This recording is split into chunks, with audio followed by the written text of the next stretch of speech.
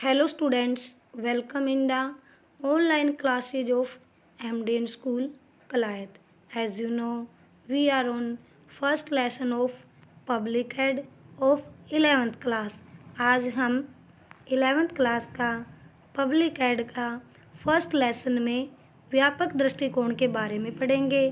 कल हमने पोस्ट गौरव के बारे में विस्तार से पढ़ा था।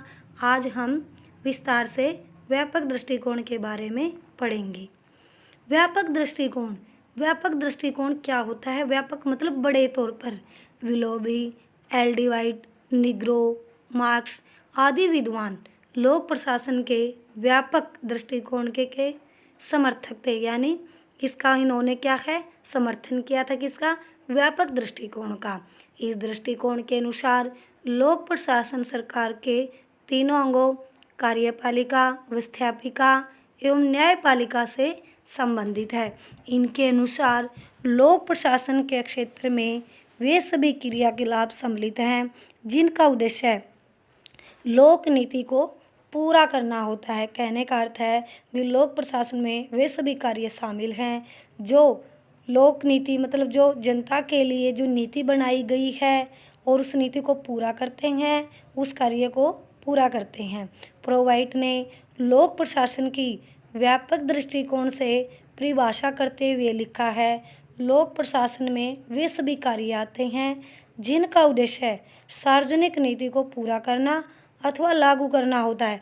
कहने का अर्थ है भी जो लोक प्रशासन के अंदर वो सभी सार्वजनिक यानी सरकारी कार्य होते हैं, इन सब को क्या है, पूरा करना होता है। इन कार्य को पूरा करना और लागू करना होता है। इसी प्रकार मार्क्स ने भी लोक प्रशासन के व्यापक अर्थों में परिभाषा की है। मार्क्स के शब्दों में अपने व्यापकतम क्षेत्र में लोक प्रशासन के अंतर्गत सार्वजनिक नीति से संबंधित समस्त क्रियाएं आती हैं। मतलब लोक प्रशासन में जो सार्वजनिक मतलब सरकारी तौर पर, साझे तौर पर वो सभी क्रियाएं आती हैं और उन सभी क्रियाओं पर क्या है, कार्य करते हैं। परंतु कुछ विद्वानों का कहना है कि यदि हम लोक प्रशासन का व्यापक अर्थ लें, मतलब बड़े रूप में लें, लोक प्रशासन को सरकार के तीनों अंगों की गतिविधियों को इसके अध्ययन में शामिल कर लें तो अध्ययन बहुत अव्यवस्थित हो जाएगा। कहने का अर्थ है भी जो लोक प्रशासन है अगर हम उसको बड़े रूप में लेते हैं और जो सरकार की जो तीनों गतिविधियां हैं उसके अध्ययन को अगर हम लोक प्रशासन में शामिल करते हैं तो अध्ययन क्या है, अव्यवस्थित हो जाएगा और भ्रांति मतलब उसके अंदर भ्रम होने की भावना पैदा हो जाएगी, जो संभावना है। अब हम पढ़ेंगे संकुचित दृष्टिकोण। ये तो हमने पढ़ा था व्यापक दृष्टिकोण, अब हम पढ़ेंगे संकुचित दृष्टिकोण। लूथर, गुलिक, साइमन इत्यादि विद्वानों ने लोक प्रशासन के संकुचित दृष्टिकोण को अपनाया था, यानी इसका समर्थन किया था, साथ दिया था।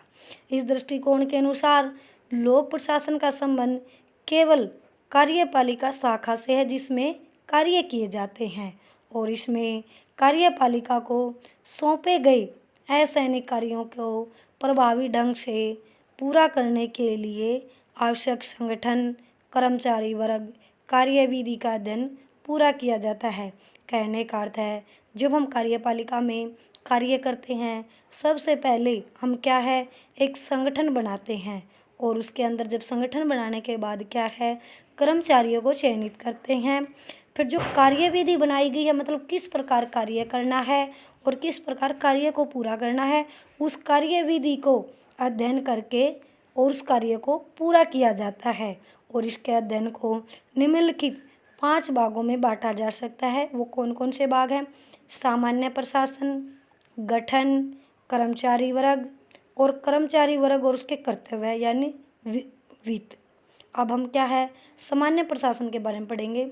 जो प्रशासन को निर्देशन देने, उसके पर्यवेक्षण और नियंत्रण करने का कार्य करता है, यानी क्या है, जो प्रशासन का उच्च अधिकारी होता है वही नियोजना बनाता है और जो मतलब जो कार्य उसने बनाया उस पर क्या है, नियंत्रण रखता है। और गठन मतलब प्रशासनिक परियोजनाओं के लिए सेवाओं का गठन करना। और कर्मचारी वर्ग विभिन्न सेवाओं और जो गतिविधियां हैं उसका प्रबंध करने वाले और कर्मचारी वर्ग को उसके कर्तव्यों के निर्वहन के लिए सामग्री, साज सामान और उपकरण आदि देना और वित्त। अब हम पढ़ेंगे लोक कल्याणकारी दृष्टिकोण।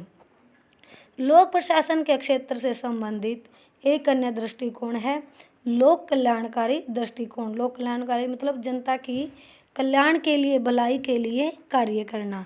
इसे आदर्शवादी दृष्टिकोण भी कहा जाता है। प्राचीन समय में तो राज्य केवल पहरेदार की तरह कार्य करता था। कहने का अर्थ है पौराणिक समय में तो राज्य केवल एक पहरेदार के रूप में ही कार्य करता था, किंतु अब वह मानव जीवन के हर क्षेत्र में हस्तक्षेप करता है। कहने का अर्थ है जो मानव का जीवन है उसके हर कार्य में हस्तक्षेप करता है। इस दृष्टिकोण के समर्थक कहते हैं आज लोक प्रशासन सभ्य जीवन का रक्षक मात्र ही नहीं है, वह सामाजिक न्याय तथा सामाजिक परिवर्तन का एक महान साधन है। कहने का अर्थ है लोक प्रशासन एक जीवन की रक्षा ही नहीं करता, बल्कि वह सामाजिक न्याय और सामाजिक परिवर्तनों का भी एक महान साधन है। कौन? लोक प्रशासन। इस प्रकार स्पष्ट है कि लोक प्रशासन का क्षेत्र जनता के हित में किए जाने वाले सभी कार्यों तक फैला हुआ है। मतलब क्या है? जो लोक प्रशासन है हर क्षेत्र में जनता की भलाई के लिए कार्य करता है और यही कारण है कि आज लोक प्रशासन का रूप भी लोक कल्याणकारी स्वीकार किया जाने लगा है। मतलब कहने का अर्थ है लोक प्रशासन को जनता की भलाई के लिए कार्य किए जाने के रूप में स्वीकार किया गया है। इन दृष्टिकोण के अतिरिक्त हमें एक अन्य बात भी ध्यान में रखनी है कि लोक प्रशासन का संबंध व्यक्ति से है, इसलिए ऐसे अन्य विषय भी जो मानव स्वभाव का अध्ययन करते हैं या उससे संबंधित हैं उनकी जानकारी भी लोक प्रशासन के क्षेत्र में सम्मिलित की जाती है।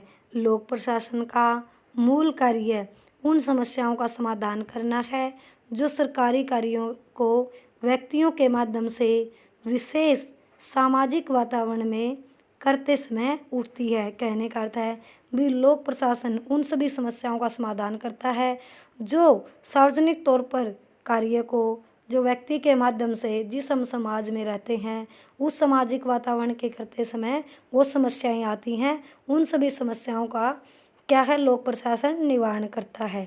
अतः लोक प्रशासन के क्षेत्र में अन्य सामाजिक विज्ञानों के अतिरिक्त सामान्य ज्ञान, व्यक्ति के स्वभाव, समाज की प्रथाओं, प्रकृति मान्यताओं, मूल्यों, राष्ट्रीय प्रवृत्तियों, परिस्थितियों, आर्थिक, सामाजिक, सांस्कृतिक आदि स्थितियों का अध्ययन भी करना पड़ता है। कहने का अर्थ है जो लोक प्रशासन के क्षेत्र में क्या है जो सामाजिक और विज्ञान यानी सामान्य ज्ञान और व्यक्ति का स्वभाव और जो समाज के अंदर जो प्रथाएं हैं, जो रीति रिवाज है और जो मूल्य हैं और राष्ट्रीय प्रवृत्तियाँ आदि इन सब के बारे में अध्ययन करना होगा यानी विस्तार से पढ़ना होगा। आइए अब हम इसके निष्कर्ष के बारे में पढ़ेंगे भी। जो इसका उपयुक्त वर्णन के आधार पर स्वतः स्पष्ट होता है कि लोक प्रशासन एक गतिशील एवं विकासशील विषय। कहने का अर्थ है भी क्या है एक चलने वाली क्या है जो धीरे धीरे चलने वाली एक प्रक्रिया है क्या लोक प्रशासन। और अतः इसे किसी भी विषय क्षेत्र की निर्धारण सीमा से नहीं बांधा जा सकता।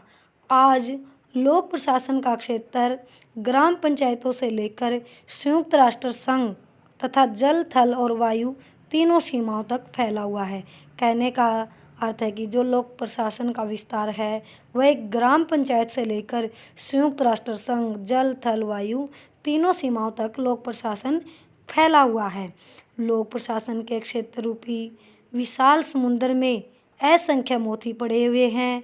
विभिन्न विद्वान उसमें गोता लगाकर जितने मोती निकाल लाते हैं वे कहते यही उनका क्षेत्र है।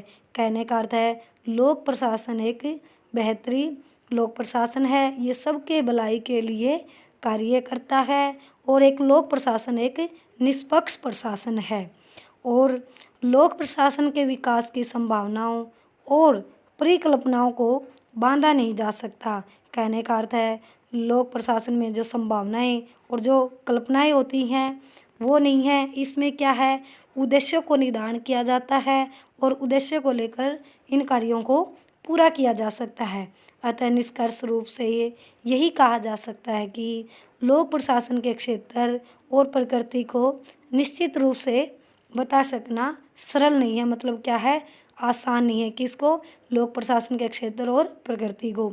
आधुनिक राजनीतिक पद्धतियों में इस क्षेत्र में महत्वपूर्ण क्या है, वृद्धि होती जा रही है। किसमें? लोक प्रशासन में। आज हम यहीं तक पढ़ेंगे और जो टॉपिक मैंने पढ़ाया है आप उस टॉपिक को ध्यान से रीड करोगे। Thank you students, have a nice day. घर पर रहें, सुरक्षित रहें।